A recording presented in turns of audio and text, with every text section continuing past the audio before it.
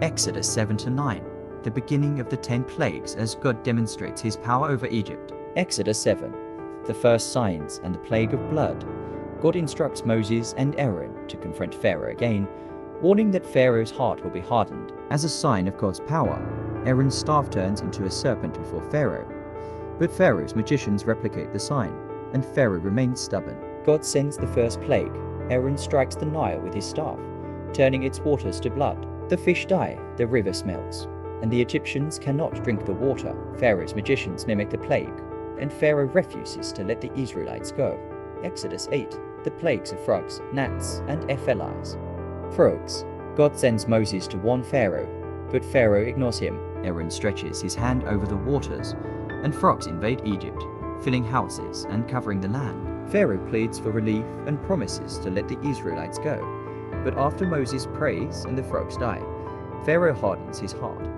Gnats. Aaron strikes the dust with his staff, and gnats swarm the land. The magicians fail to replicate this, declaring, "This is the finger of God." Yet Pharaoh's heart remains hard. Lies. Swarms of lies invade Egypt, except in Goshen, where the Israelites live. Pharaoh offers to let the Israelites worship within Egypt, but Moses insists they must leave. Pharaoh relents but changes his mind once the lies are removed. Exodus 9, the plagues of livestock, boils and hail. Livestock. God sends a severe plague that kills the Egyptian livestock, but the Israelite animals remain unharmed. Pharaoh investigates but still hardens his heart. Boils.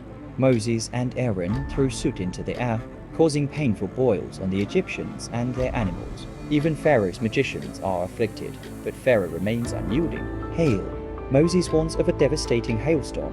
Those Egyptians who fear the Lord shelter their livestock and servants, but others ignore the warning. Hail and fire destroy crops, livestock, and trees, sparing only Goshen. Pharaoh admits he has sinned and asks Moses to pray for relief, but once the storm ends, he hardens his heart again.